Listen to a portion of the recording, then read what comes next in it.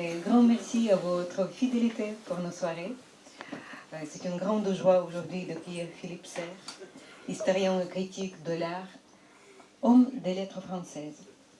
On le connaît très bien dans notre maison. Philippe Serre intervenait à plusieurs reprises, il y a quelques années, déjà dans le cadre du séminaire animé par Nikita Strub, où il a donné une série de brillantes conférences sur Vassili Kandinsky. On en garde un très vif souvenir. Tout récemment, il a présenté ses ouvrages sur l'avant-garde russe, entre autres, et également il a présenté la pièce écrite par Brigitte Herrmann, Kandinsky, Une vie bariolée, une pièce qui était en partie jouée ici même dans ces murs, avec beaucoup d'écho, beaucoup de succès. Donc c'est de nouveau un grand plaisir, cher Philippe, de vous accueillir ce soir et de vous féliciter avec vos nouveaux travaux. Pour notre public, je voudrais juste rappeler que Philippe Serre, c'est chercheur renommé de l'avant-garde russe, mais aussi l'avant-garde européenne, qu'il aborde en rapport avec ses sources, parmi lesquelles il insiste sur la tradition chinoise, sur l'icône byzantine, ou encore sur l'art russe ancien. Tout cela se croise dans la personnalité de Kandinsky, qui est la figure centrale de vos recherches. Et je vous rappelle que Philippe Serre a écrit un ouvrage de référence, Kandinsky, philosophie de l'art abstrait. C'est sa thèse de doctorat qui a ensuite été retravaillée, rééditée chez plusieurs éditeurs. Je ne montre qu'une des dernières. Notamment également l'ouvrage Kandinsky, L'aventure de l'art abstrait, édité en 2015, mais aussi il a édité du spirituel dans l'art de Kandinsky avec un excellent commentaire. Comprendre Kandinsky, plusieurs d'autres ouvrages, donc Philippe, je vous laisserai de les présenter au fur et à mesure de votre intervention parce que la liste est longue. Nous allons aujourd'hui parler essentiellement sur le dernier ouvrage de Philippe Serre, de Kierkegaard à Kandinsky, la question de l'inspiration. L'ouvrage qui vient de paraître aux éditions... Invenit. Voilà. Merci beaucoup. Également, il s'agira des actes du colloque organisé par Philippe Serre au Collège de Bernardin en 2013, si ma mémoire est bonne. 16, je crois. 2016. Oui, 16. Nous allons également mentionner le catalogue de l'exposition Kandinsky et l'inspiration, poésie et peinture. Et ce n'est pas tout, parce que Philippe Serre aussi a l'envie de vous présenter le peintre d'origine russe, Georges Herrmann, avec deux ouvrages. Donc d'une part, vous voyez rien que la taille de ce livre, l'ouvrage de Georges Herrmann lui-même, avec ses textes, avec les illustrations de sa peinture, et également la biographie écrite par Brigitte Herrmann de ce peintre. J'imagine que ce sera une découverte pour tout le monde. En plus, nous avons des spécialistes entre nous, Monsieur Rioux. On attend aussi vos remarques, vos interventions. Quelle riche soirée.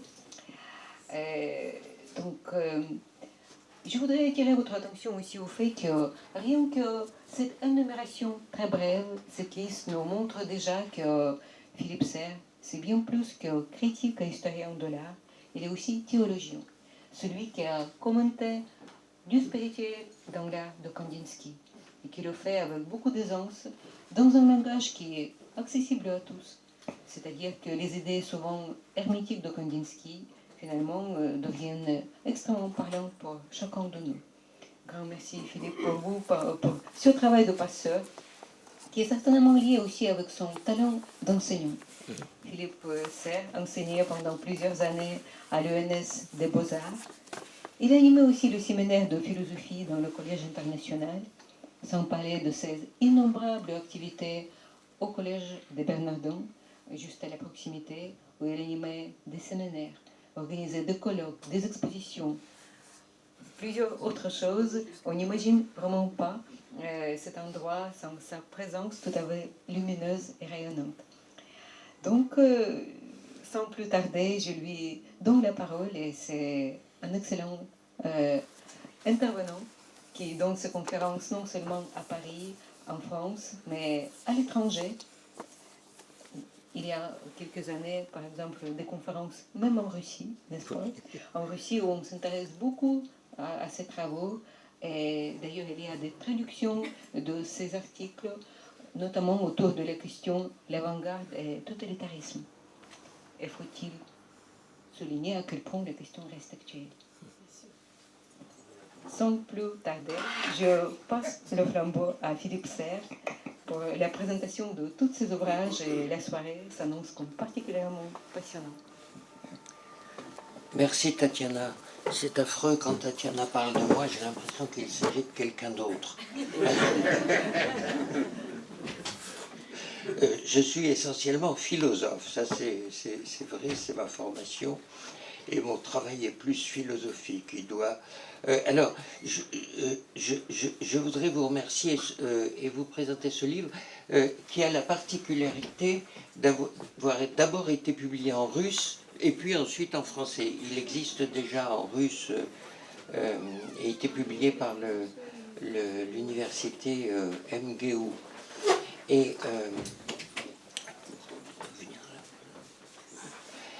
ce livre est donc consacré à la question de l'inspiration.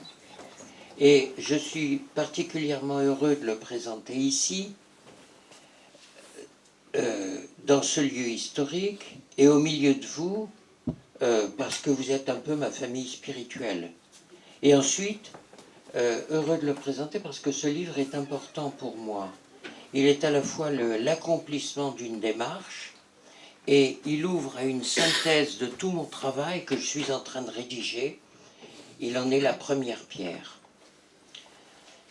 Il a été donné à ma génération de vivre l'expérience de ce qu'on appelle la déconstruction, faute de savoir la définir. Quant à moi, j'ai mis du temps à comprendre que la cible principale de cette entreprise était précisément ce surgissement intérieur suscité par la quête de la beauté, de la vérité, de la justice, cette expérience intime qui nourrit la vie et la transforme, ce rapport direct à la transcendance que l'on nomme l'inspiration. Le climat de mon enfance était le climat de la résistance. Je suis de 40, avec ses héros et surtout ses dangers, ses drames qui n'ont pas été épargnés à ma famille et font partie de mes premiers souvenirs. J'ai partagé la méfiance instinctive des miens contre tout totalitarisme, qu'il fût nazi ou soviétique. Je me souviens en particulier, ça va vous amuser, que le 23 mars 1960, lors de la visite en France du président soviétique Nikita Khrouchtchev, j'ai été arrêté par la police parce qu'avec un petit groupe d'amis étudiants, nous avions pénétré dans la foule enthousiaste devant l'hôtel de ville à Paris et déployé une banderole sur laquelle figurait en russe « Vive la Sainte Russie ». Ça m'a valu une petite incarcération. Je me suis très vite, pour revenir à cette question de déconstruction, je me suis très vite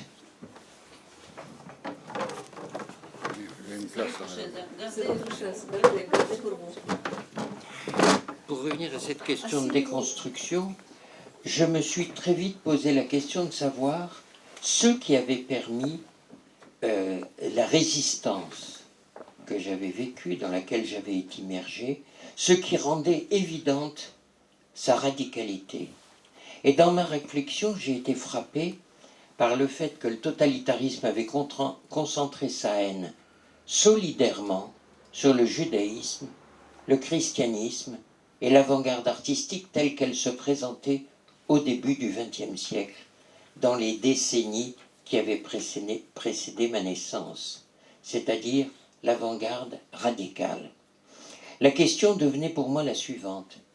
Qu'est-ce qui fait la solidarité spirituelle des forces vives qui résistent au totalitarisme et que ce dernier hydre dont ressurgissent en permanence les têtes hideuses, déteste et veut détruire.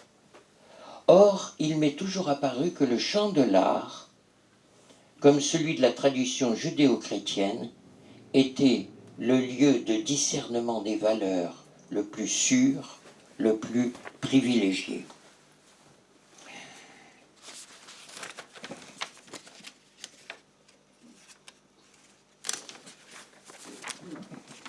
Et ce livre cherche à répondre à cette interrogation en posant la question de l'inspiration. Il permet d'entrer de manière neuve dans l'itinéraire de Kandinsky, cet immense novateur qui fut pourtant avant tout un homme de tradition. La tradition du christianisme orthodoxe, et particulièrement celle de l'hésychasme, qui a nourri sa foi, la tradition de la Russie populaire, celle de la Chine, à laquelle le rattachaient des liens familiaux, sa grand-mère était une princesse mongole, et la culture du romantisme allemand. Il avait été élevé dans une double culture, n'est-ce pas, russe et allemande. La culture du romantisme allemand dans laquelle il fut immergé dès son enfance. Son œuvre picturale et poétique s'accompagne d'une pensée très originale qui conjugue ses influences. À l'instar des romantiques, il considère la nature comme une œuvre d'art. Pour lui, le but ultime de la création artistique est d'atteindre la vérité à travers la beauté et de rendre hommage à Dieu. Des mystiques russes, il a retenu la connaissance du cœur et une attention particulière portée à la lumière et aux couleurs. La lumière est considérée comme une manifestation de l'énergie divine, agissant sur les couleurs et les formes. Il pense qu'en faisant l'économie d'une représentation trop fidèle des apparences, la structure intérieure de la réalité peut apparaître. L'art parle le langage de l'âme et le geste artistique joue un rôle dans la transformation spirituelle du monde parce qu'il est mystérieusement associé au geste créateur divin. C'est ainsi que naît la peinture abstraite chez lui, comme un hommage apophatique au mystère du Dieu d'amour. Nous avons dans ce livre, donc, de Kierkegaard à Kandinsky, nous avons dans ce livre la clé de l'œuvre de Kandinsky, c'est-à-dire le passage du profane au sacré qui coïncide avec le passage du figuratif à l'abstrait et qui culmine dans l'image inspirée et théologiquement très élaborée de la résurrection de la fin des temps. Ce livre pose donc la question de l'inspiration. Toute la réflexion de Kandinsky a porté sur ce thème. Et tout son travail est centré sur sa mise en œuvre dans la création picturale, poétique et scénographique. Nous savons qu'une tendance de la pensée veut relativiser l'inspiration et même la considérer comme une pathologie. Dans son Tractatus Theologico-Politicus de 1670, Spinoza voit dans les visions des prophètes, par exemple celle du buisson ardent par Moïse sur le Sinaï, sinon de suspectes représentations cryptées, au moins des perceptions hallucinatoires liées à des failles caractérielles. Différents modernes, jusqu'à la psychanalyse, ont ressassé ces critiques sous des formes diverses. Il est à la mode de remettre en cause la parole biblique elle-même. Les penseurs que Paul Ricoeur identifie comme les maîtres du soupçon, Nietzsche, Marx et Freud, accusent la religion d'être une illusion consolatrice. L'art lui-même serait, selon eux, au service de cette illusion consolatrice. Consolatrice, mais mensongère. La recherche de Kandinsky et celle de Kierkegaard répondent à ces accusations. La faille fondamentale des penseurs qui critiquent l'inspiration prophétique et l'accusent d'être d'essence hallucinatoire est de refuser de voir la vraie nature de l'hallucination, qui est essentiellement une perception sans objet. Ainsi, la fausse inspiration du totalitarisme est hallucinée au sens plein. Hallucination ou pseudo-hallucination se caractérisent par leur incohérence. Or, pour le dire vite, si l'art est fondé sur le processus de la composition, c'est parce que composer, c'est mettre en ordre. Composer, c'est reconnaître la cohérence d'un objet de contemplation. La déconstruction est en réalité une décomposition. Elle véhicule des remugles de mort. La composition, quant à elle, permet une mise en ordre organique, et cette mise en ordre est traversée par la vie. C'est en ce sens que l'art est un processus vérificateur. C'est ce que nous pouvons voir dans les démonstrations que propose mon livre. Vous avez compris que je vous recommande vivement la lecture de ce livre.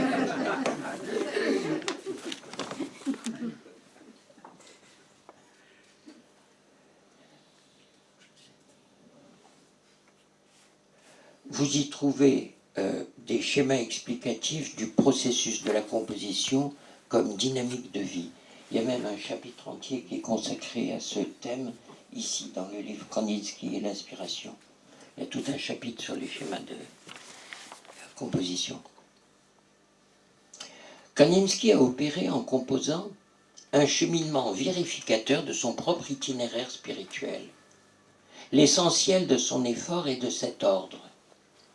Esprit très religieux, il avait un grand cousin, le docteur Viktor Chrysantfovitch Kandinsky, resté célèbre pour avoir identifié le syndrome Kandinsky-Clérambault.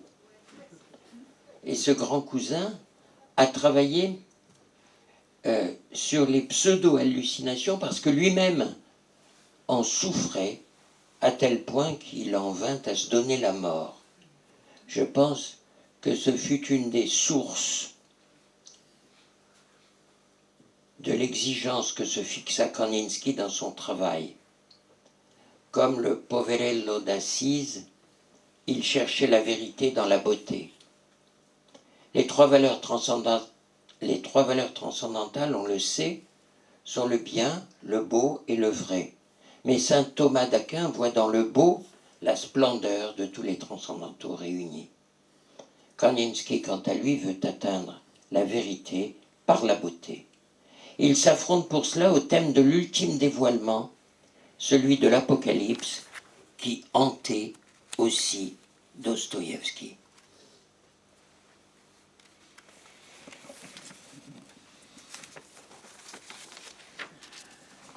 Il l'a exprimé dans des poèmes, qui sont soit des impressions fugaces du monde extérieur ou intérieur, soit des rêves, soit des rappels de mythes populaires ou des grandes visions prophétiques ou apocalyptiques. Il évoque également les événements qui constituent les étapes du drame de la condition humaine. La victoire christique sur la mort et le plan divin du salut des hommes. Péché originel, déluge, visitation, nativité, crucifixion, Toussaint, jugement dernier et grande résurrection, voilà les thèmes qu'on peut identifier très clairement dans son œuvre, comme je l'ai montré. Dans la vision apocalyptique, l'antique serpent dragon du mal est là, qui veut empêcher le salut des hommes et les entraîner vers la mort éternelle. Les poèmes de Kandinsky résonnent avec ses gravures dans l'album Klänge, Résonance, qu'il publia en 1913 et dont je vous présente aussi, dans sa magnifique édition en fac-similé ici, avec un second volume de commentaires ici. Je signale aussi que l'album a été publié en russe par Boris Sokolov, puisque la plupart des poèmes étaient rédigés également en russe. Il y a deux rédactions, une rédaction allemande et une rédaction russe, sauf 11, je crois, que Sokolov a réécrit, mon ami Sokolov, et qui donc c'est un album tout à fait intéressant aussi en russe.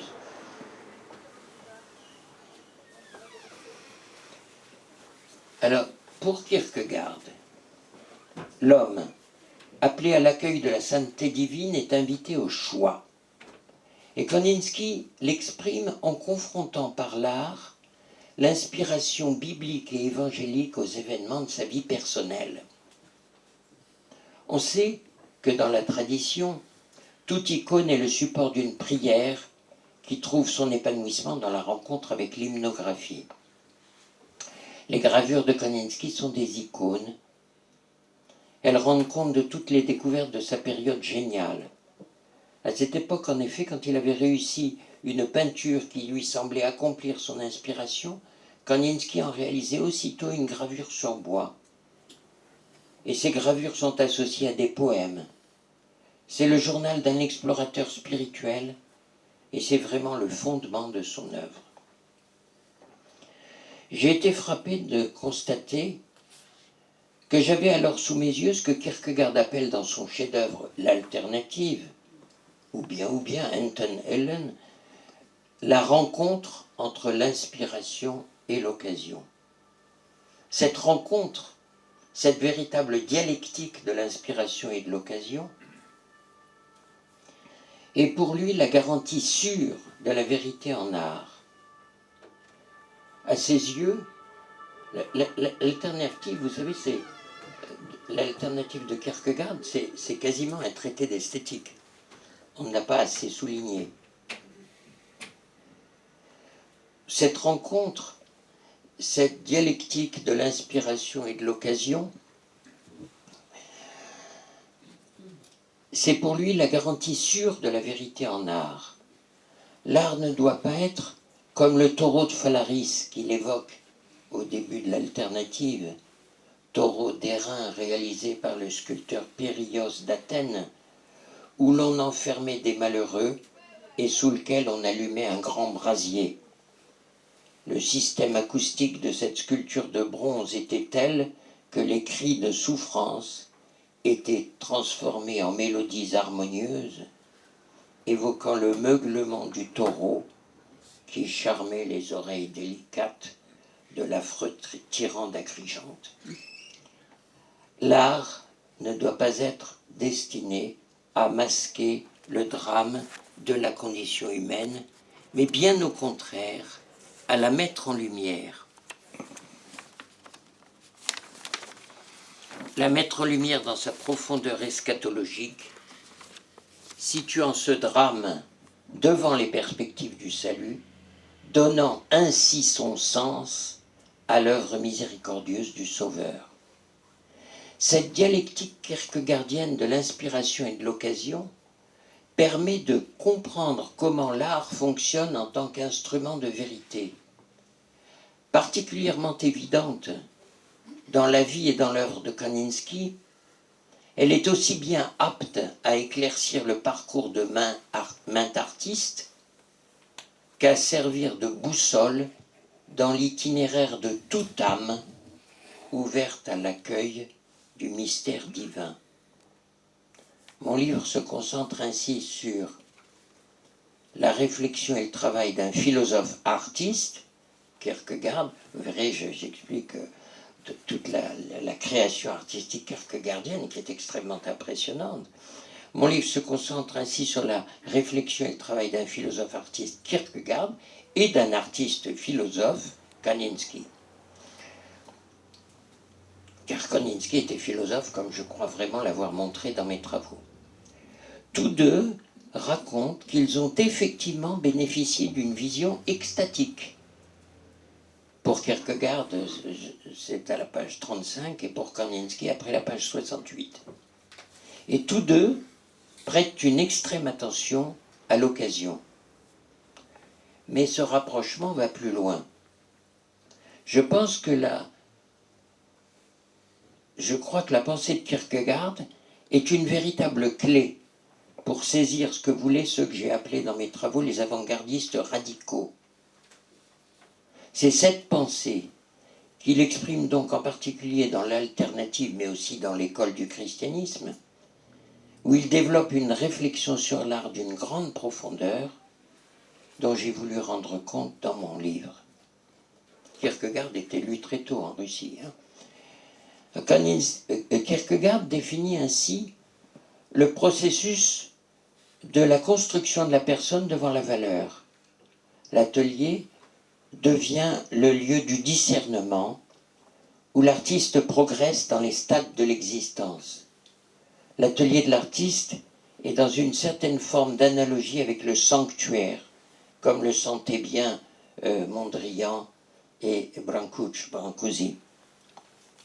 La personne s'y caractérise aussi dans son caractère d'héroïcité en la quête de la valeur absolue, ce qui la met en conflit avec la société établie, c'est-à-dire pour Kierkegaard, cette société qui s'auto-divinise et qui veut imposer ses limites à l'individu, lui interdire le chemin de la transcendance, transformer la transgression du consensus social en un consensus de transgression morale, bref, en ce totalitarisme qui ressurgit inlassablement de ses cendres. On doit également à Kierkegaard la définition de la contemporanéité. La contemporanéité, c'est l'intelligence de l'éternel reçue dans l'instant. Le modèle de la contemporanéité pour lui, c'est la rencontre du Christ. Rencontre fondamentale, car il est le chemin, Jean 14,6, et en tant que tel, sonne le glas de la philosophie du résultat, apanage de la société établie. Il est la vérité, ibidem, une vérité qui s'oppose non à l'horreur, non à l'erreur, excusez-moi, une vérité qui s'oppose non à l'erreur, mais au mensonge, en particulier celui de l'idéologie. Il est la vie, une vie qui s'oppose à la culture de mort, par exemple celle du transhumanisme scientiste post-nietzschéen.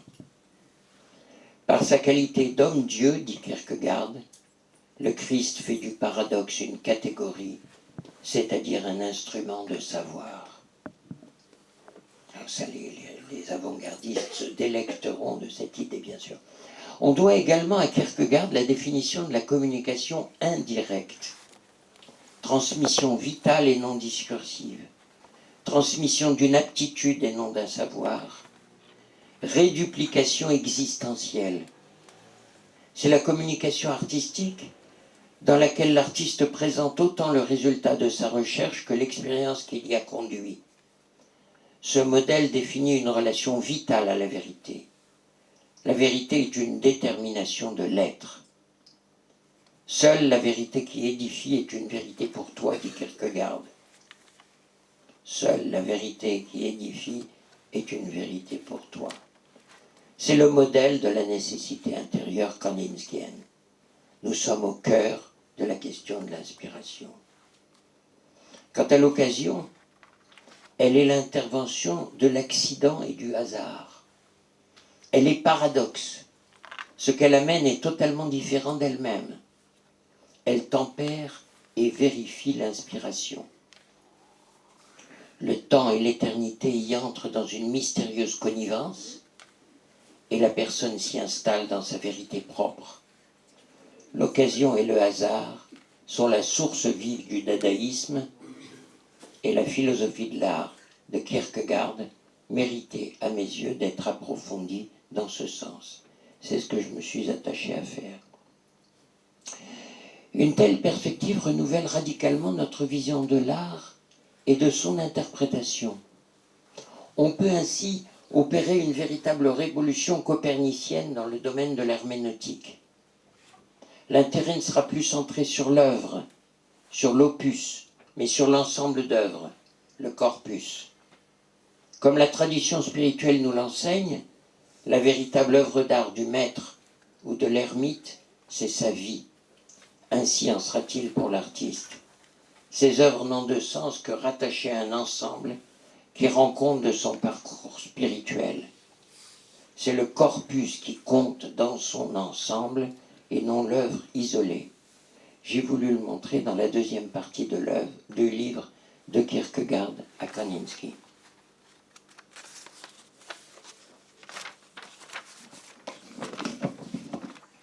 De là vient l'intérêt d'avoir un regard sur l'ensemble de l'œuvre dans sa dynamique organique, c'est-à-dire dans son lien à la vie.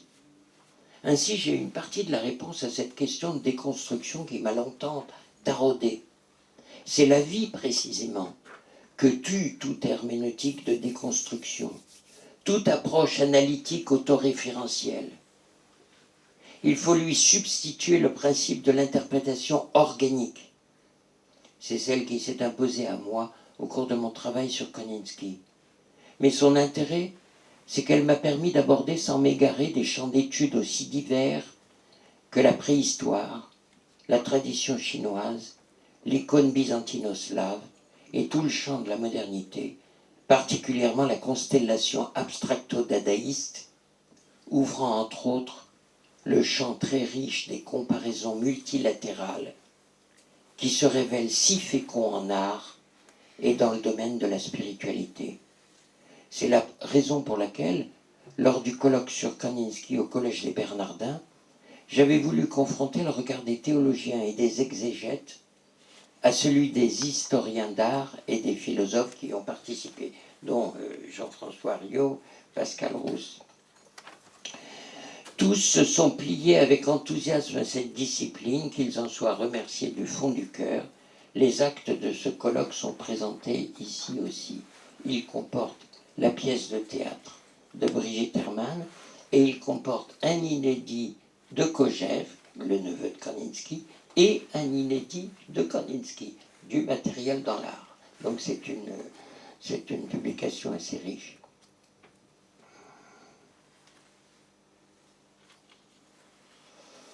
Pour en revenir à la question du corpus organique, il est évident qu'il n'est pas toujours présent dans le paysage artistique. Rares sont les œuvres qui répondent aux exigences que nous venons d'évoquer. J'ai la chance de vous en présenter deux ici, sous la forme de l'album Résonance de Kandinsky, publié en 1913, dont j'ai pu faire cette réédition accompagnée d'un volume d'interprétation, mais aussi et surtout avec le manifeste de l'énergétisme, ce mot qui résonne dans nos oreilles hésicastes, n'est-ce pas, discipliné par Saint Grégoire Palamas, manifeste de l'énergétisme de Georges Hermann que j'ai eu l'honneur de préfacer. Georges Hermann est né en 1923, mort prématurément en 1971. C'est un artiste d'ascendance russo-polonaise et qui est avec Marcel Duchamp le seul artiste majeur du XXe siècle dont l'œuvre, d'une rare cohérence, soit rassemblée tout entière dans un unique lieu de conservation, dans sa ville d'Annecy, puisqu'il a fait l'objet d'une donation patrimoniale. Sa fille Brigitte a rédigé sa biographie, qui est présentée ici aussi, avec une préface du grand critique Pierre Restany.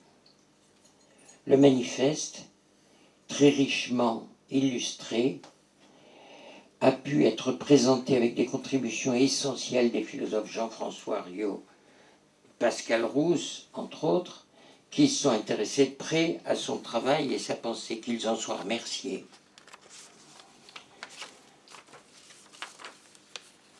Ainsi que vous-même, qui m'avez écouté avec une héroïque attention. Merci à notre chère Tatiana, merci à Mélanie, merci à Alic et merci à vous tous. Alors, nous pouvons prendre un peu de temps pour les questions si vous voulez en poser. Et ensuite, Jean-François Riot le professeur Jean-François Riot va vous présenter Georges Hermann et je suis ensuite à votre disposition pour la cérémonie de signature.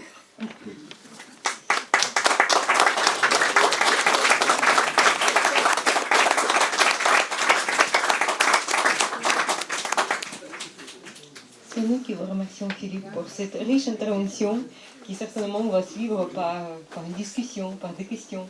On a envie d'approfondir. Vos questions, vos remarques? La question de l'inspiration, n'est-ce pas? Qu'est-ce qui peut être plus vivant?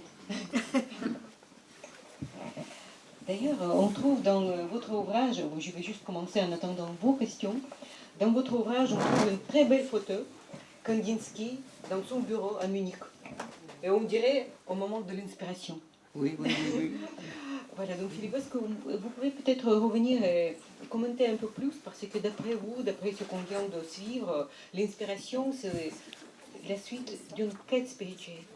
Donc dès qu'il y a une interrogation, dès qu'il y a la quête lancée, l'inspiration arrive. Merci. Non, Ça, c'est page 126. Ça, c'est la photo, c'est magnifique cette rencontre. C'est la photo de Vassili et de Victor, donc Vassili Vassilievitch et Victor Chrysantovitch Kandinsky. Vous voyez, qui avait 15 ans de plus que lui, mais on dirait que c'est le même, un tout petit peu déguisé. Non, c'est cette photo-là. Voilà, la photo est à la page 126. 126.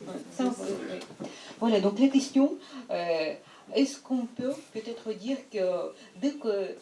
donc l'inspiration, ce n'est pas un moment, ce n'est pas un hasard, ce n'est pas quelque chose qui arrive, qu'on attend. Ou, comme vous utilisez cette formule, ce n'est pas une illusion consolatrice. Oui. Donc c'est vraiment une quête. C'est une quête et une disponibilité. C'est-à-dire, je me mets dans Kandinsky, dans la photo que vous avez la gentillesse d'évoquer, qui est une photo magnifique, c'est la pleine période de fièvre de Kandinsky, c'est en 1911, il est dans son atelier, c'est au moment où il va partir pour Murnau, et il est immergé dans les images religieuses, alors qui sont soit des icônes, soit des sculptures populaires, soit des gravures populaires, c'est-à-dire que Kandinsky cherche un peu à trouver un peu ce que définit Losef à travers le mythe, marcher vers la mythologie absolue, c'est-à-dire marcher vers cette image de la résurrection. Donc l'inspiration, c'est cette disponibilité dans laquelle il s'installe, n'est-ce pas, préoccupé, il est en oraison, on a l'impression, si vous voulez, et préoccupé de tenir son esprit à l'écart de toute, c'est le désintéressement kantien, Interesselosigkeit, hein, en retrait par rapport au monde, et disponible pour toute illumination, qu'elle soit dans le rêve, qu'elle soit dans la prière, qu'elle soit dans la rencontre de l'autre ou qu'elle soit dans la rencontre de l'œuvre d'art. Voilà, l'inspiration, c'est cette disponibilité, et ça, c'est le premier acte de l'inspiration. Le deuxième acte, c'est la vigilance, c'est-à-dire l'exercice du discernement. Et c'est là qu'intervient la dialectique de l'inspiration et de l'occasion. Pour identifier l'inspiration et la distinguer de l'hallucination. Car l'inspiration présente un contenu qui est un contenu cohérent. C'est ce que ne voit pas Spinoza. Spinoza dit, par exemple, les visions prophétiques sont diverses, complètement, presque contradictoires. Non, il ne voit pas. Si on analyse le prophétisme visionnaire, on s'aperçoit que c'est un lent dévoilement du visage de Dieu. Vous voyez, on progresse. Et le contenu est parfaitement cohérent. Des siècles et des siècles de pères de l'Église ont réfléchi à ce contenu pour creuser cette cohérence. C'est ça la tradition inspirée, c'est ça. Et Kandinsky veut cette tradition inspirée dans le domaine de la création artistique. C'est pour ça qu'il est si attentif à l'image chinoise ou à l'icône byzantino-slave. Il avait dit toute la racine de mon art est dans l'art russe ancien jusqu'au XIIIe siècle. C'est l'icône, il n'y a rien d'autre. Et si on se trouve comme aujourd'hui dans un Si on se trouve comme aujourd'hui à Paris dans un cimetière qu'avec des vieux riches du monde entier qui parlent anglais, ça fait 2 ans que je parle à côté de la Sorbonne en anglais, le français est presque interdit. Alors, d'où viendra l'inspiration du passé, des révolutions premières et de la Commune de Paris? Et donc, il faut faire la Commune de Paris 2023 pour que ça se réveille. Je pense que ce que nous apprenons avec Kandinsky, c'est une notion fondamentale qui est la notion du basculement. C'est-à-dire que cette réalité que nous observons masque une réalité qui est derrière elle. Toute la pensée de Kandinsky est transfigurative, comme celle de Kierkegaard d'ailleurs. C'est-à-dire derrière le spectacle, si nous lui portons une attention spirituelle, nous voyons le caractère pathétique de cet envahissement, mais surtout à l'intérieur de ces personnes qui sont affolées par je ne sais quoi, les tentations du monde, mais nous voyons aussi la sainteté à laquelle elles sont appelées. Nous voyons aussi l'itinéraire possible. Et nous voyons des signaux faibles ou des signes plus évidents, plus apparents, à la fois de la présence du sacré ou de la présence de Dieu dans le monde, dans ses œuvres, et dans l'âme de ces gens, parce qu'elle est infusée en eux. Voilà. Donc cette notion du basculement, c'est la notion fondamentale qu'il veut expérimenter dans le domaine de l'art pour voir, par exemple, dans l'image du coucher de soleil à Moscou, l'image de la grande résurrection. C'est exactement ça le basculement. Et c'est pour ça qu'il s'intéresse. Vous voyez, par exemple, là nous avons choisi, pour cette image-là, nous avons choisi, enfin j'ai choisi cette image qui est l'image du conte russe, d'un conte russe bien sûr que vous connaissez, Ivan le Simple, et avec les princesses et le dragon. Mais ici c'est en réalité une image apocalyptique. Il voit l'image apocalyptique derrière elle, c'est-à-dire la victoire de la simplicité et de la sainteté sur le mal. Vous voyez, cette notion du basculement, c'est une notion fondamentale et à laquelle nous avons à nous exercer en permanence dans notre immersion mondaine, c'est-à-dire ce qui nous permet de voir au-delà de la réalité ce qu'il y a derrière la réalité. Voilà. J'espère avoir répondu. C'est bien un cheval là qui a au milieu. Oui, c'est un cheval blanc. Non, il y a un dragon qui monte un cheval. Oui, et puis vous vous appelez Philippe, celui qui aime les chevaux, alors vous êtes en place sur le... Merci bien, décidément. Merci infiniment, Philippe. D'autres questions, d'autres remarques? Oui. Bonjour, c'est Tatiana Chouard. Je donne des cours sur la visualisation de l'information. En quelque sorte, je commence par l'art toujours. Et ma question est, est-ce que je peux avoir compris quand vous parlez de la philosophie de Kierkegaard, à un moment vous avez opposé la vie et la mort? Vous avez, si je comprends bien, vous avez parlé que la vie dans l'inspiration qui est plutôt constructive et qui est opposée à la mort qui est la destruction, qui vient de la destruction. Tandis que si on approche cette question philosophiquement, il y a la loi fondamentale de la nature qui est la croissance de l'entropie, la croissance de désordre. Oui. Et alors la mort, elle fait la partie organique de la vie. Et de là, quand on parle de l'inspiration, ma question est vraiment essentielle et moi-même je ne sais pas connais pas la réponse. Et bien sûr, c'est pour ça que je vous pose cette question en tant qu'expert en inspiration. Et il y a eu plusieurs peintres, et non seulement les peintres, et d'autres créateurs tels que les écrivains, qui ont cherché l'inspiration, ont entendu l'inspiration, et ça leur a mené en quelque sorte à la mort. On a vu l'exposition de Nicolas de Staël, qui est vraiment l'exemple. Et sinon, on parle des écrivains, mais il y a Hemingway, ou je ne sais pas, quelle était leur inspiration? Est-ce que c'est la même inspiration? Alors, je vais vous faire une réponse kierkegaardienne, bien sûr, puisque vous avez parlé, vous avez attaqué par Kierkegaard. La première chose, c'est qu'il y a deux morts. Ce n'est pas de la même mort qu'on parle. Kierkegaard a publié un livre qui s'appelle La maladie à la mort. Et la maladie à la mort, c'est le péché. Mais la mort n'est pas la mort. La mort, c'est un passage. Ici, lorsqu'il parle de la mort, c'est la mort éternelle. Vous voyez? Et quand Kierkegaard parle de la vie, c'est la vie éternelle. Vie éternelle qui commence, le royaume des cieux commence ici. Hein. Ça, c'est pour la première partie de votre question. La deuxième partie, alors, vous posez une question fondamentale. Nicolas de Staël, nous avons aussi Jackson Pollock, nous avons un certain nombre d'exemples, Bacon, etc. Pardon, enfin, il y en a beaucoup. Quand on travaille justement sur cette herméneutique organique, on s'aperçoit que dans le domaine de l'art, il y a un certain nombre d'impasses. Vous voyez? Et ces impasses, Kierkegaard les a parfaitement définies, c'est le stade esthétique. Voilà.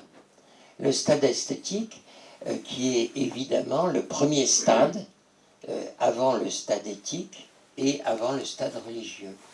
Et le stade esthétique peut se transformer en une impasse. Alors, je crois que j'ai pas mal expliqué, bien que le livre soit bref, j'ai expliqué la théorie des stades kierkegaardiens, et donc vous trouverez la réponse à votre question dans l'ouvrage, si vous me faites l'honneur de vous le procurer.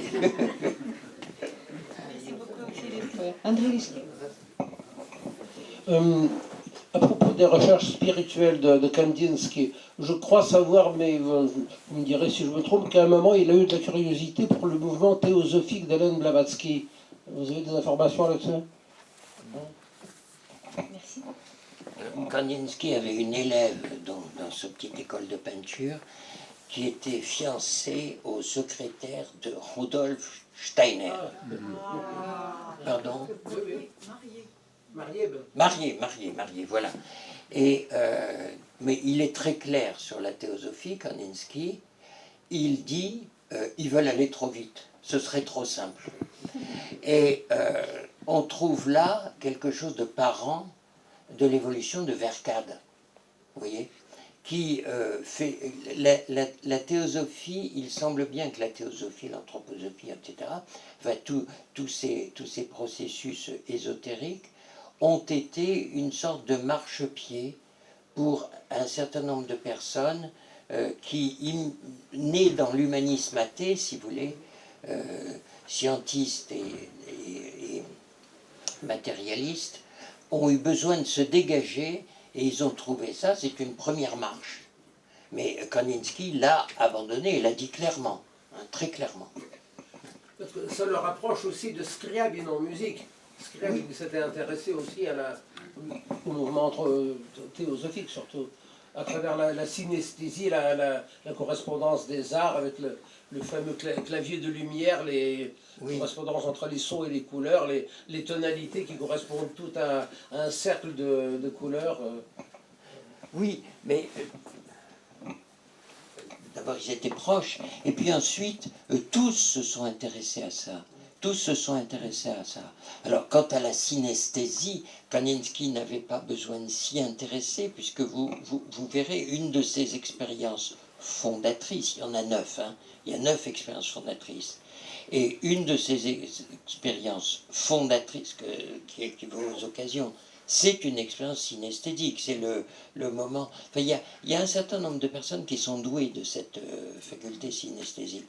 C'est le moment où en 1896, où il assiste à une représentation de Lohengrin au théâtre de la Cour à Saint-Pétersbourg, et où, en entendant la musique, il voit se dessiner des lignes sauvages, presque folles, et il voit ces couleurs devant les yeux. Quand il dit ces couleurs, ce sont les couleurs de son Moscou enchanté, c'est-à-dire de cette image de la résurrection qui habite son âme depuis le début. Merci infiniment pour ces échanges.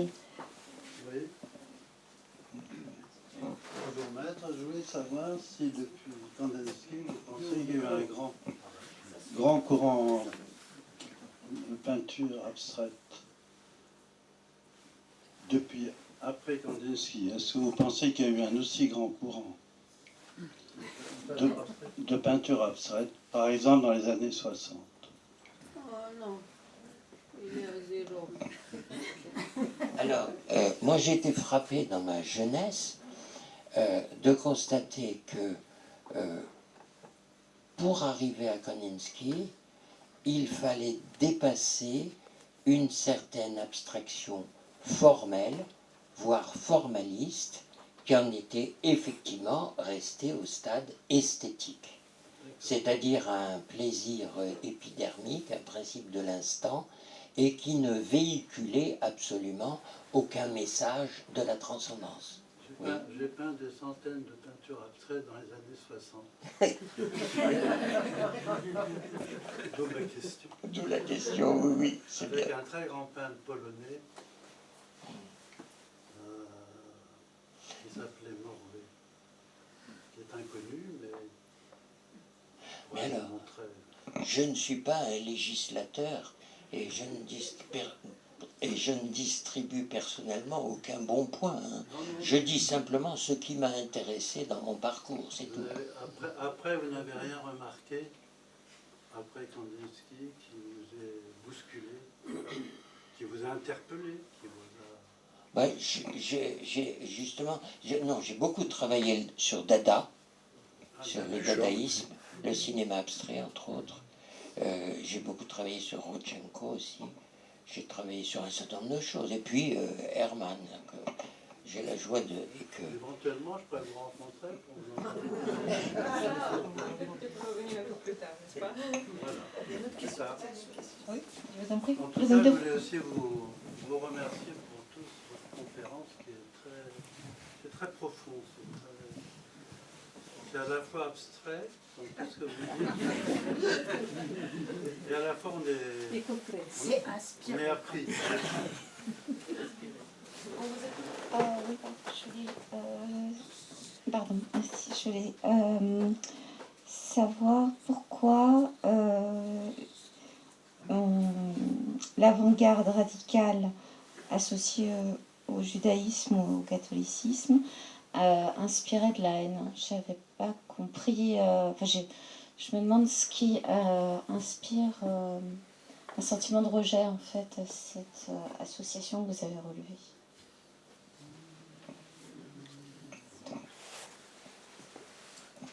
Il est clair que ce que rejette le totalitarisme, c'est la relation directe à la valeur, c'est-à-dire l'ouverture à la transcendance. Si vous analysez, vous avez fait allusion au livre Totalitarisme et avant-garde, donc je me suis posé la question, et si on analyse le comportement d'un Hitler ou d'un Staline, il est évident qu'ils veulent se substituer. Ce sont des singes de Dieu. C'est le non serviam originel. Je ne servirai pas Dieu, je suis Dieu. Vous voyez ? Donc ça résume à peu près tout. Oui. Merci beaucoup. On va peut-être avancer. Monsieur Rioux, est-ce que vous pouvez nous présenter ce peintre qu'on ne connaît pas et on regrette? Félicitations, c'est magnifique. Bonsoir, bonsoir à tous.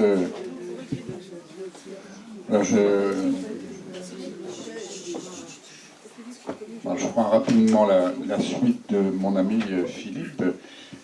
Je dois vous dire qu'il m'a pris au débeauté parce que hier soir, il m'a dit il faudrait que tu fasses un exposé, un petit laïus, quoi, sur Kandinsky et surtout sur Georges Hermann. Alors moi, je suis là un petit peu à double titre parce que j'ai eu le bonheur de travailler donc sur Kandinsky. On m'a demandé en tant que philosophe des sciences de réfléchir au lien entre Kandinsky et la science, voilà, et la science de son temps. Donc vous trouverez dans cet ouvrage Kandinsky, expérience artistique et culture du spirituel, un chapitre consacré à Kandinsky et la science. Donc c'est un peu à ce titre-là que je suis aussi devant vous. Je n'avais pas de spécialité particulière eu égard à la peinture de Kandinsky que j'ai découvert pendant plusieurs années grâce aux travaux de Philippe. J'ai pris un immense plaisir, comme vous pouvez l'imaginer, à enfin décrypter ce qui me paraissait pour le moins étrange, à première vue en tout cas.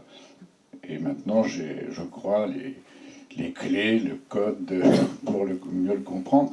Mais là, je me suis donc intéressé, si vous voulez, à la façon dont la science a pu inspirer l'œuvre de Kandinsky. Et je suis surpris d'apprendre qu'il a passé beaucoup de temps à la bibliothèque Sainte-Geneviève, ici même, donc à quelques pas, pour étudier tout un capital de livres.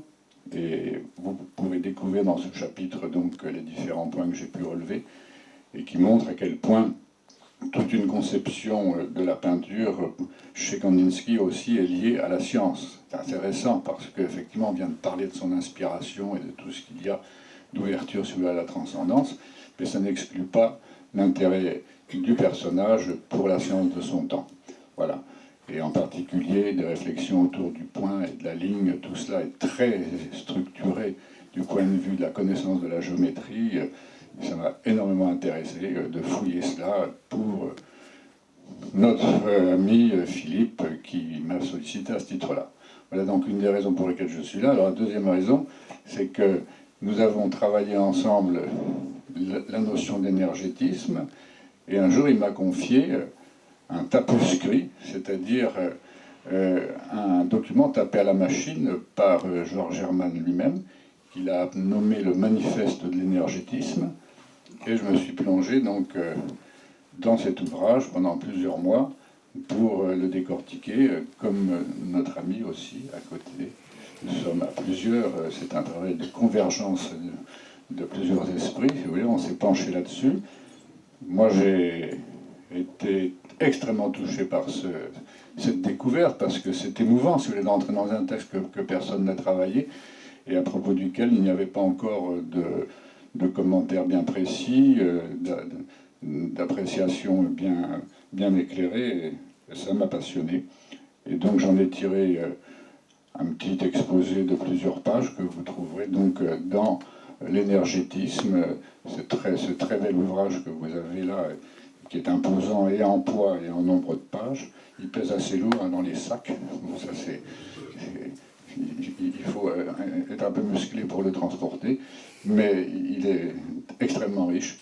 Et moi, je suis très honoré d'avoir pu modestement contribuer donc à la découverte de Georges Hermann, et en particulier son manifeste. Alors en gros, on a affaire à un mouvement dont vous pourrez découvrir en partie ce qu'il signifie, en vous portant tout simplement vers l'article de Wikipédia, énergétisme. On voit des choses intéressantes, avec justement des références à l'occasion à Georges Hermann, mais lui-même est malheureusement fort méconnu.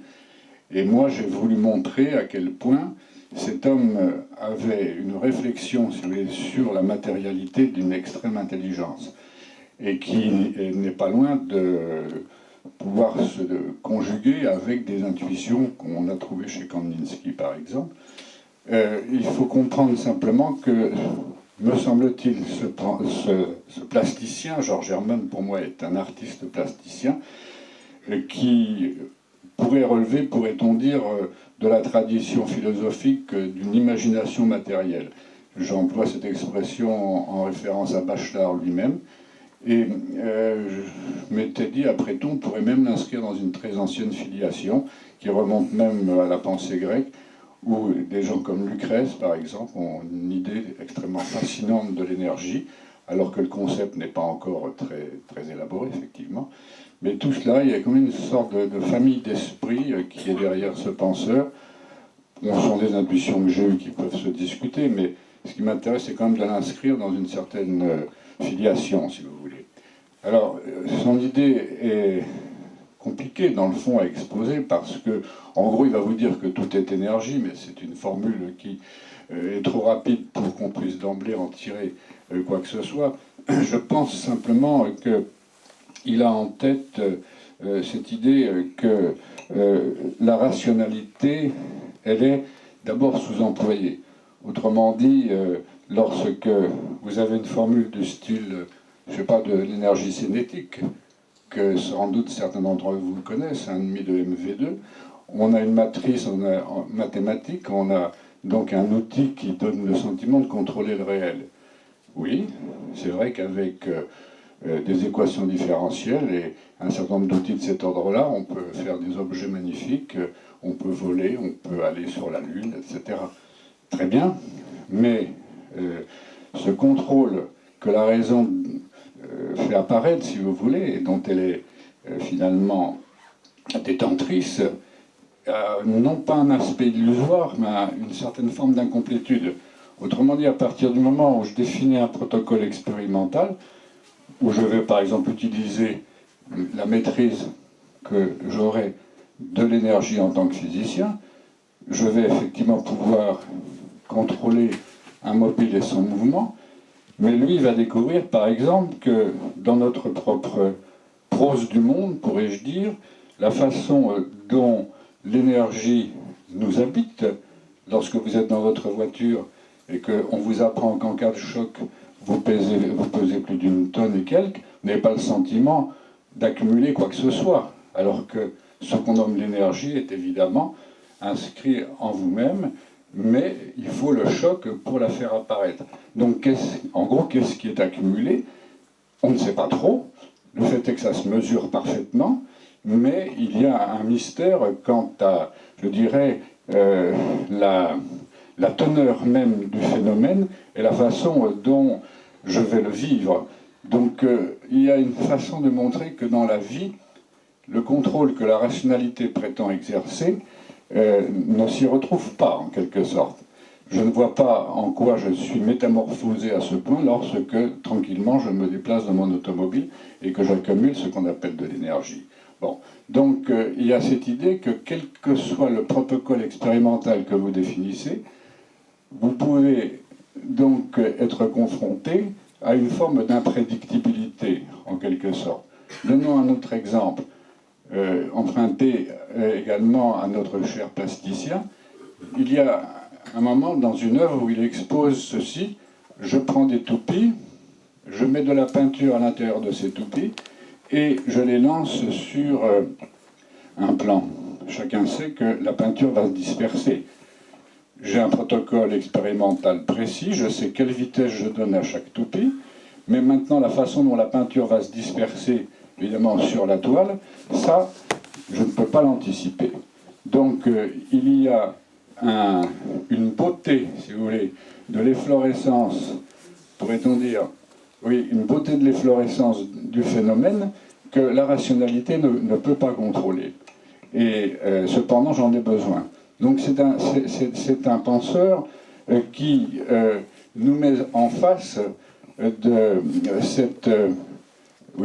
ces mystérieuses transformations de la matière qui le fascinent énormément.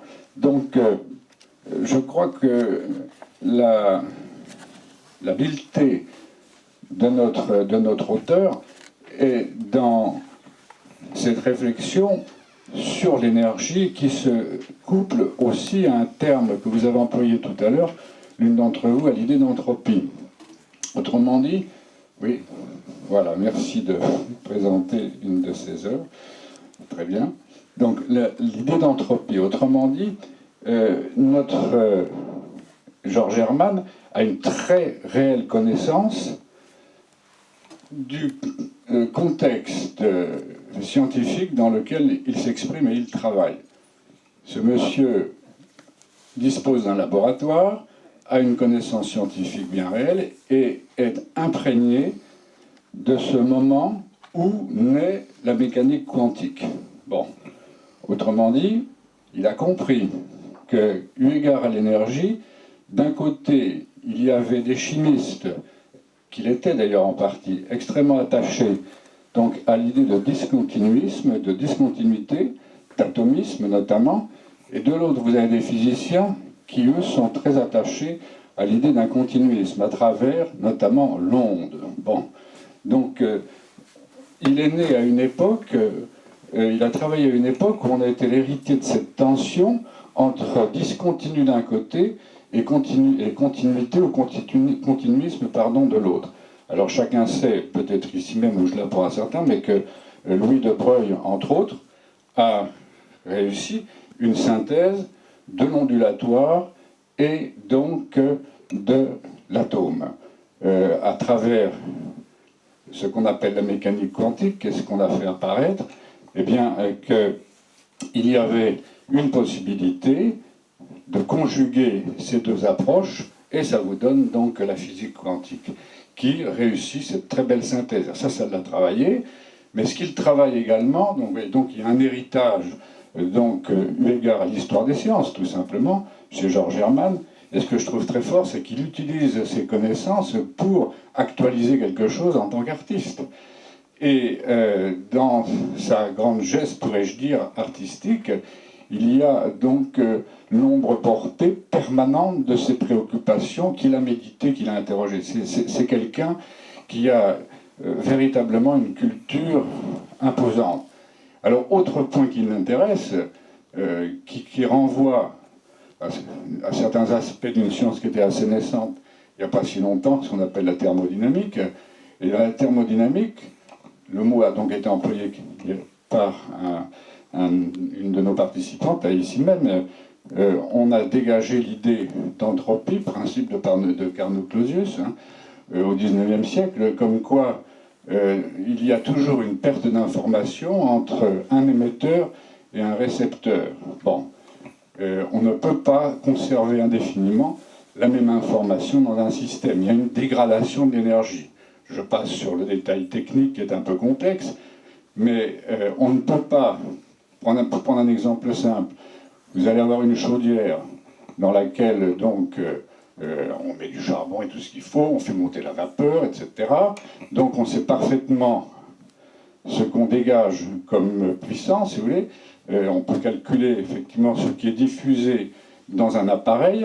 Vous avez beau récupérer la totalité de la vapeur issue de l'eau initialement, donc on est passé d'une phase liquide à une phase vapeur, on ne peut pas restituer à la source elle-même la totalité de ce qui a été dispersé dans le phénomène. Donc cette espèce de dégradation, c'est quand même très obsédant parce que ça concerne tous les systèmes, y compris le système solaire, par exemple, qui est un système fini, évidemment, qui aura une fin. Et donc, il y a chez lui une manière de méditer sur cette espèce de déclin obligé de toute structure informée. Alors, il essaye de le faire apparaître dans ses propres œuvres, me semble-t-il, mais avec cette idée très sympathique, comme quoi le vivant aussi, il connaît bien la biologie, lui s'efforce de supprimer, dans la mesure de ses moyens, la fameuse entropie. Autrement dit, qu'est-ce qui se passe chez les êtres vivants que vous êtes, que nous sommes? Nous pouvons, jusqu'à un certain point, mais nous reproduire, alors que nous avons déjà de l'âge cumulé, si j'ose dire. Dans l'enfant qui vient au monde, comme chacun le sait, il n'y a pas intégré à la matérialité organique de l'être qui vient au monde les années cumulées par la personne qui engendre. Évidemment, un enfant qui naît d'une mère de 32 ans, il ne cumule pas les 32 ans de sa mère. Bon. Donc, ce qui est génial dans le vivant, et c'est intéressant spirituellement parlant, c'est qu'on peut faire du neuf avec du vieux. Voilà. En gros. Et ça nie l'entropie générale. En quelque sorte, d'où le concept de négantropie. Vous voyez? Bon. Vous avez des hommes un peu âgés, y compris de mon âge, s'ils s'y mettent avec une jeune femme, bon, ils peuvent, dans 9 mois, mettre au monde un enfant. Voilà. Et on aura fait, c'est pas très heureux d'ailleurs, à mon avis, comme option, à mon âge, mais bon, ça se produit. Et fait que le petit, heureusement pour lui, il ne cumule pas l'âge du papa. Effectivement. Donc, à la différence de ce qui se passe avec, par exemple, cette matière inerte, ces tables en bois, on a utilisé un tronc d'arbre quelconque, on l'a transformé, eh bien, la dendrochronologie nous apprend que la planche en question, elle intègre bien les années cumulées par le chêne qui a poussé autrefois. Donc il ne faut pas confondre ce que l'on fait avec la matière inerte, en gros, et ce que l'on fait avec la matière vivante. Alors l'astuce d'Hermann, très souvent dans ses travaux, c'est de s'appuyer, si vous voulez, sur cette connaissance scientifique qu'il a, et c'est vraiment quelqu'un qui a une maîtrise remarquable de l'horizon dans lequel il est issu, et que moi j'ai salué dans le petit commentaire que j'ai pu faire du manifeste. Alors, il s'intéresse aussi également à des questions sociologiques, politiques. On le voit donc méditer sur des questions politiques. Et qui dit manifeste dit engagement. Donc, il y a une série d'imprécations qui peuvent surprendre, qui ont une valeur poétique d'ailleurs non négligeable. Et tout cela m'a énormément marqué. Je ne pensais pas du tout à quel point un plasticien pouvait, dans ses œuvres, si vous voulez, à sa façon en permanence, actualiser une réflexion qui se nourrissait d'une culture scientifique, la culture d'ingénieur qu'il avait. Il a travaillé dans les laboratoires et il s'amusait à faire des expériences assez extraordinaires, dont vous verrez d'ailleurs la trace dans l'ouvrage en question, puisque on a, et c'est heureux, pu récupérer ces œuvres qui sont actuellement, comme tu l'as dit tout à l'heure, stockées donc à Annecy et que j'espère bien un jour on verra exposées. Voilà. Musée d'Annecy en 1927. Oui, c'est ça, d'accord. Tout à fait. Donc, pour conclure, si vous voulez, je voulais simplement me montrer un peu un passeur, si vous voulez, entre une œuvre méconnue et un public que vous êtes. Et mon collègue, c'est la même chose. On s'est mis à plusieurs dans cet ouvrage pour tenter d'exhumer quelqu'un qui mérite, si vous voulez, d'être connu. Et surtout, moi, je trouve extrêmement intéressant cette noce de la rationalité, parce que c'est quelqu'un qui a une maîtrise excellente de la physique de son temps et de la chimie de son temps. Donc, noce d'un grand scientifique et d'un esthète, enfin, et d'un artiste, ce grand artiste plasticien. Très souvent, on en ignore la genèse de tout cela, et c'est pourquoi il fallait se pencher sur cet ouvrage pour bien comprendre ce fameux manifeste, ce qui l'a mu. Moi, j'ai été très touché par la lecture très précise qu'il a fallu faire au début. Quand j'étais un peu perdu, alors j'ai imaginé une espèce de cartographie pour ne rien louper d'important et réunir donc les propos qui me paraissaient les plus imposants.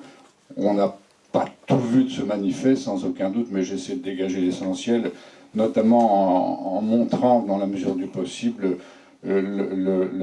l'importance de son enracinement, si vous voulez, dans l'horizon épistémologique de son temps. C'est quelqu'un qui réfléchit aux sciences, mais en même temps qui en fait une expression artistique que je trouve tout à fait alléchante et surprenante.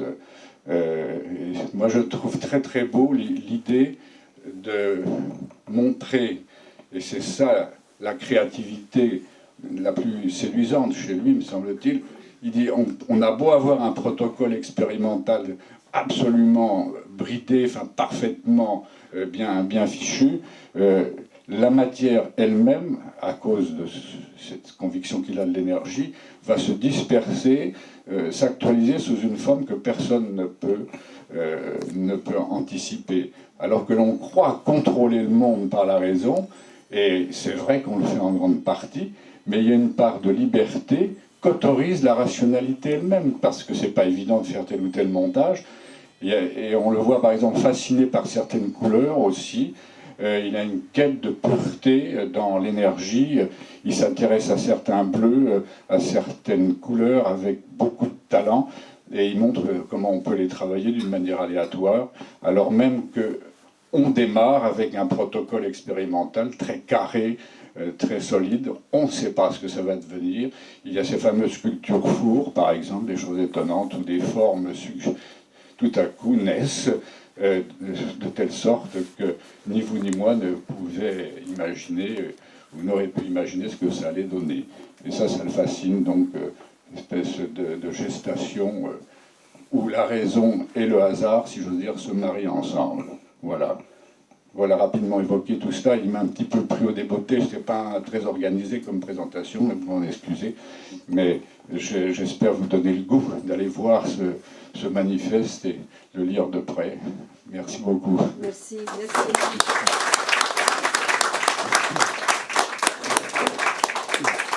Merci beaucoup, M. Réau, pour cette initiation, une véritable initiation dans l'œuvre qu'on a très envie de découvrir. Et nous avons les traces, hein. Le livre est disponible, vous êtes tout à fait invité pour feuilleter, pour acheter cet ouvrage. Sans doute il y a des questions, c'est tellement énigmatique après tout. Malgré un excellent commentaire, on pose plein de questions. Merci. Donc il y a certainement une possibilité pour peut-être préciser quelques questions qui vous interrogent. Je ne suis pas du tout scientifique. J'en prie, madame. Pardon. J'en prie.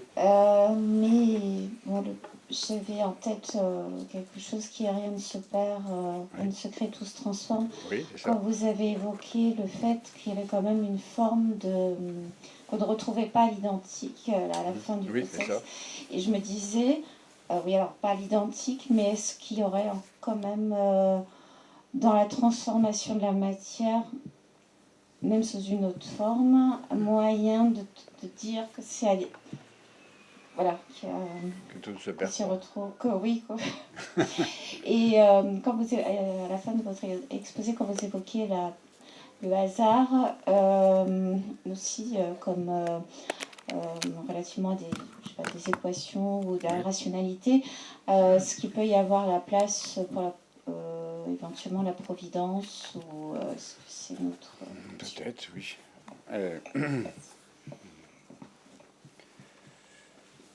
Voilà. Moi, je crois, si vous voulez, qu'on peut aussi simplifier le débat en vous indiquant que la conviction d'Hermann, c'est qu'il y a une disponibilité, si vous voulez, de la matière à certaines formes de transformation, d'actualisation, que l'esprit, dans sa prétendue omnipotence, ne peut contrôler. Il est fasciné, par exemple, par l'idée de probabilité de présence d'un électron. Enfin, le spin, par exemple, je rappelle tout simplement qu'il a réfléchi à ce qui se passe dans un gaz, tiens, comme par exemple ce tube que vous avez là au-dessus, vous avez un gaz dans lequel on balade un flux d'électrons, bon, et ce flux d'électrons arrache à la couche périphérique du gaz en question, donc un élément qui, dans son déplacement, alors il est choqué comme une boule de pétanque, si vous voulez. Cette énergie cinétique, tout à coup, se transforme en énergie lumineuse, voilà. Et l'énergie en question, pour la dénommer, on dit qu'il reçoit un quantum d'énergie, et ce quantum d'énergie, il n'est pas fractionnable, on ne peut pas l'isoler en tant que tel. Donc, on maîtrise parfaitement la construction de ce genre de tube, mais ce qui se passe à l'intérieur, on en fait quelque chose qui fonctionne, et tant mieux, mais il y a donc une impossibilité, si vous voulez, d'où la relation d'incertitude d'Heisenberg, par exemple, de dire très clairement ce qu'il en est de ce moment. Le saut quantique, par exemple, le saut quantique est infractionnable, et on ne peut pas... On essaye, on approche, parce que maintenant on est très fort, on est plus fort que du temps, naturellement, de notre ami Georges Hermann, mais il y a une espèce de résistance au contrôle systématique par la rationalité, alors que la rationalité s'en sort bien. On peut faire des tas de belles choses, alors qu'on sait parfaitement qu'il y a, donc, pour une part, une sorte de porosité, si vous voulez, à l'aléa dans la matière qui nous fait les uns les autres. Et ça, ça le fascine beaucoup. Et la mécanique quantique, si vous voulez, est vraiment une physique qui invite à des questions philosophiques qui l'ont beaucoup travaillé. Ainsi que la biologie, et en particulier l'ADN. Prenez l'acide désoxyribonucléique, Eh bien, tout le monde sait qu'on parle de double hélice. Bon, c'est Crick et Watson qui ont mis au point la double hélice, avec un modèle qu'on voit par exemple dans les labos ou dans les expositions scientifiques diverses. Et alors on découvre qu'on nous dit l'adénine. Alors vous avez une liaison peptidique, je ne rentre pas dans le détail pour ne pas vous assommer, mais on sait par exemple que les bases se couplent selon un codage bien connu. Alors adénine ne peut aller qu'avec la thymine, et cytosine avec la guanine, etc. Alors on peut le modéliser. Et quand on a le modèle, on a précisément l'impression, et vous avez employé le mot de quelque chose de quasi providentiel, c'est extrêmement troublant. C'est comme les phénomènes de cristallographie, il y a des cristaux qui s'enchaînent selon on pourrait dire un ordonnancement, je ne sais pas comment dire exactement, ou un ordre qui est magnifique. Et pourquoi et comment, on ne sait pas, mais c'est comme ça. Et en face de ce que la nature nous apprend, le plasticien peut jouer sur les limites de ces modèles en montrant qu'un tel modèle, il est commode intellectuellement de dominer l'acide désoxyribonucléique à travers le modèle de la double hélice, mais il est évident que si vous aviez une énorme loupe, vous ne verrez jamais cela, n'est-ce pas? C'est un corrélat rationnel que notre esprit construit au sein d'une théorie pour avoir une pince, en quelque sorte, pour entrer dans le réel. Mais notre Hermann, il est tout à fait génial de ce point de vue-là, parce qu'il a compris que cette modélisation était une béquille extrêmement commode pour travailler sur la matière vivante, bien sûr, mais il n'est pas dupe des limites, si vous voulez, d'une telle représentation. Et ce qui l'intéresse, c'est de jouer sur je dis pas les limites de la science, mais de montrer que de toute façon, en dépit de ce contrôle magnifique que l'on a, regardez ce que l'on fait maintenant en thérapie, thérapie génique par exemple, ça marche, hein, et tant mieux. Mais il y a toujours une énergie à l'œuvre dans tout cela qui fait que je ne dois pas me sentir prisonnier sous des modèles théoriques commodes par ailleurs que l'on invente et qui donnent à penser, et lui-même les a travaillés abondamment. Voilà. D'autres questions? Merci infiniment pour cette réponse si développée, si nuancée. Et j'attire votre attention que Brigitte Hermann a écrit la biographie de Georges Hermann, qui est également disponible dans notre librairie. Et Brigitte, peut-être vous voulez dire un mot sur votre père?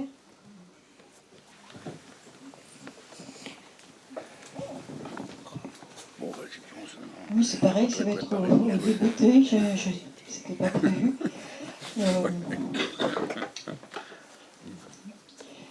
Oui, pour relier avec Kandinsky, Kandinsky, lui, avait été très impressionné par la fission de l'atome.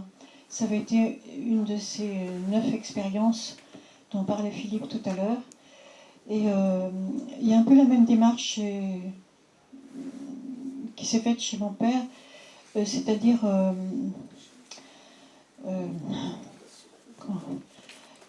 il faudrait que quelqu'un me relance la balle, parce que là, c'est un peu difficile de... Dites-nous un souvenir personnel, quelque chose qui peut nous toucher, Oui. qui a lieu l'attention à la personnalité. Oui, d'accord.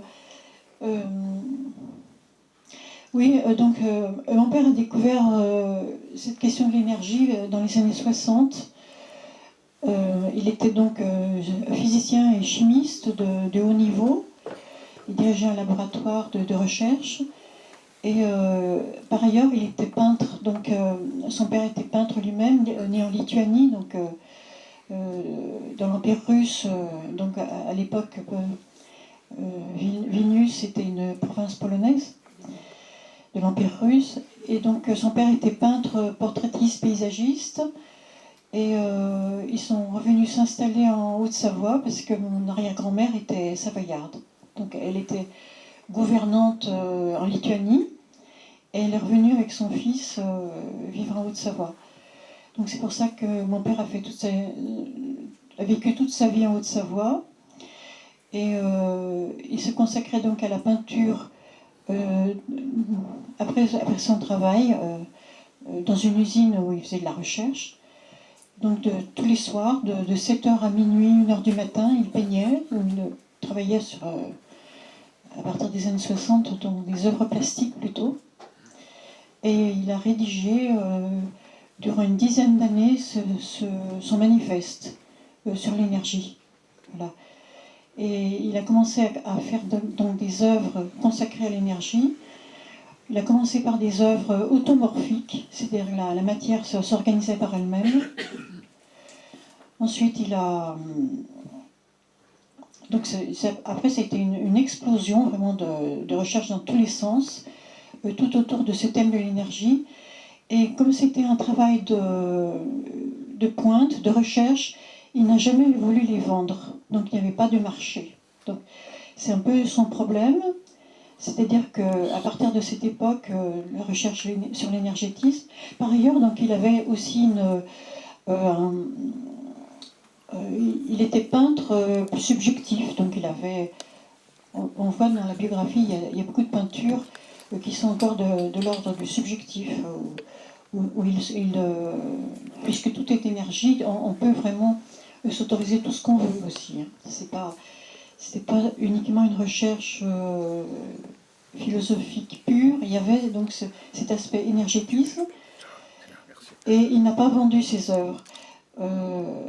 Pierre Restany, donc, qui avait lancé les nouveaux réalistes, Yves Klein, Tinguely, César, Armand, etc., s'est intéressé à son œuvre et voulait lui organiser une exposition à Paris, au musée d'art moderne.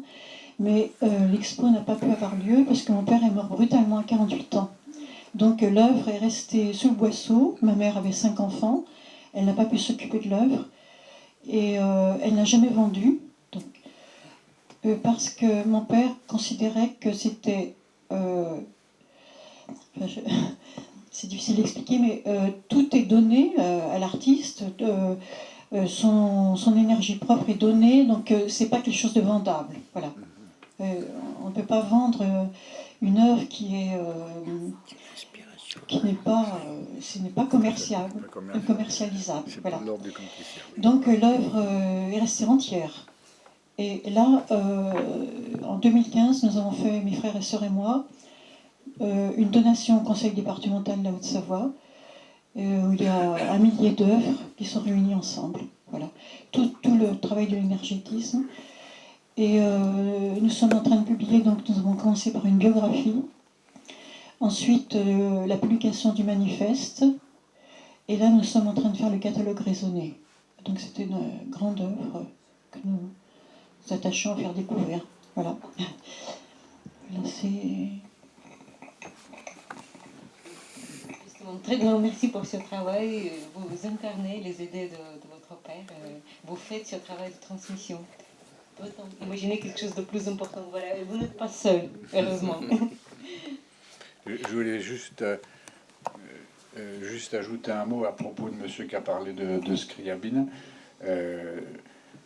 J'ai découvert aussi que notre ami Georges Herman, si j'ose dire, était très intéressé aussi par tout ce qui était phénomènes musicaux divers. Et il connaît la musique de Jean Commonegger, par exemple. Il a déjà entrevu ce qu'on pouvait faire, si vous voulez, avec des modélisations en utilisant des structures aléatoires de façon à produire des sons que personne ne peut prévoir. Maintenant, on peut faire des choses comme ça à l'IRCAM.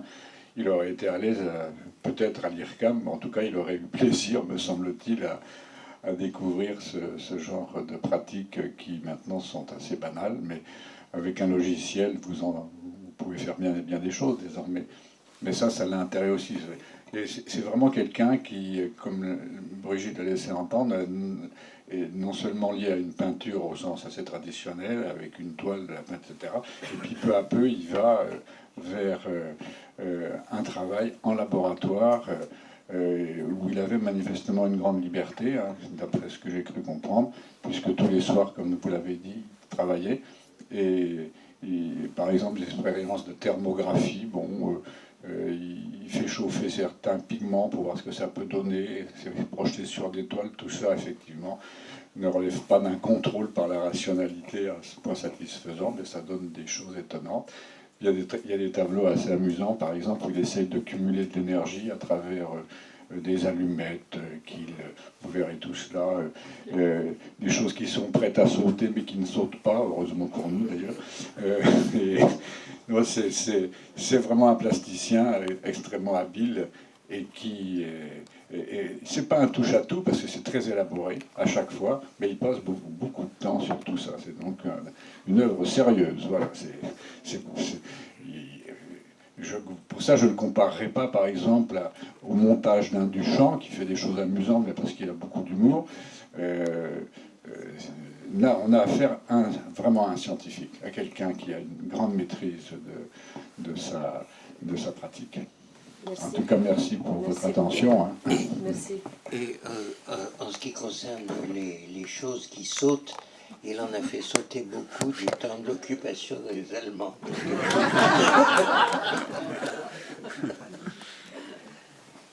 Yvonne, merci. Peut-être on va terminer avec cette note d'humour. Marie Stakovic, avez-vous peut-être des choses à dire sur les activités d'Imca Press?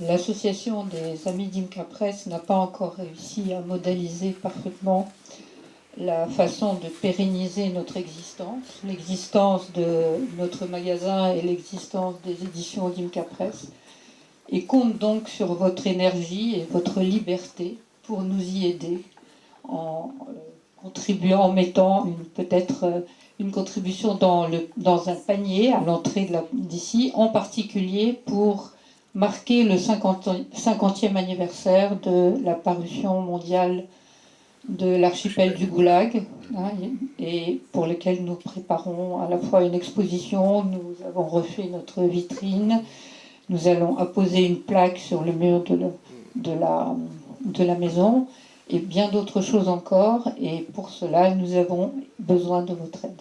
Voilà. Merci de votre attention.